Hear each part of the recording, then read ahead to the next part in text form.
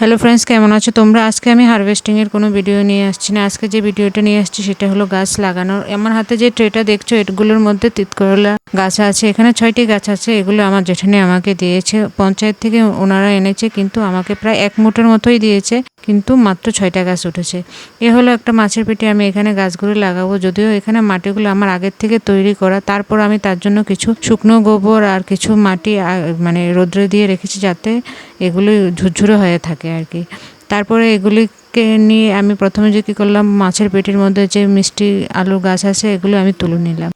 মিষ্টি আলু গাছগুলো তোলার সময় আমার খুবই খারাপ লাগছিল। আমার মনে হচ্ছিলো যে আর 1-1.5 মাস থাকলে এগুলোর মধ্যে আলু হয়ে যেত, কারণ এগুলোর মধ্যে যে মোটা মোটা শিকড় পেয়েছি সেগুলোতে প্রায় চিকন মিষ্টি আলু অলরেডি হয়ে গেছে।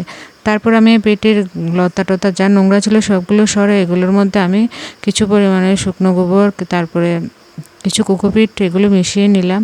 আর কিছু মাটিও ছিল, যে মাটিগুলোর মধ্যে আমার আগের জৈব সার মেশানো ছিল, ওই মাটিগুলোকেও আমি মেশানোর পর ভালো করে এগুলোকে মিক্স করলাম। আমার ভিডিও যদি ভালো লাগে অবশ্যই একটা লাইক করবেন, কমেন্ট করেন।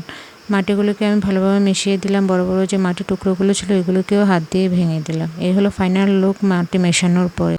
তারপরে আমি করলাম কি, যে কাপগুলির মধ্যে তিতকরলা গাছ লাগিয়েছিলাম ওই কাপগুলিকে মাটির মধ্যে চাপ দিয়ে একটা গর্তের মতো করে নিয়েছি, যাতে সঠিক একটা শেপ পাওয়া যায়। তারপরে আমি কাপগুলোর পেছন দিক থেকে একটা প্রেস করে গাছগুলোকে আলাদা করে দেখেছি। দেখুন কি সুন্দর লাগছে, শিকড়গুলি খুব মেলেছে, চারিদিকে দেখতে একটা সুন্দর লাগছে।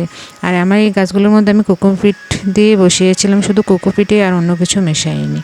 তারপরে মাপ মতোই আমি গাছটাকে সেটিং করে রয়েছে। এই হলো আমার ফাইনাল লুক গাছগুলি লাগানোর পরে। দেখুন কি সুন্দর লাগছে। পরের দিন আবার আমি ছাদে উঠে গাছগুলোর মধ্যে জল দিয়েছি, কারণ প্রচণ্ড পরিমাণে রোদ, গাছগুলো এখনও ছোট, না হলে গাছগুলো মরে যাবে। আর এখন যেটা দেখাবো এটা হলো আজকের লুক। এর মধ্যে আমার সবচেয়ে মাঝখানের বড় যে গাছটা ছিল সেই গাছটা মরে গেছে। এই জায়গাতে আমি নতুন করে আবার আরেকটা গাছ বসিয়ে লাগিয়ে দিয়েছি।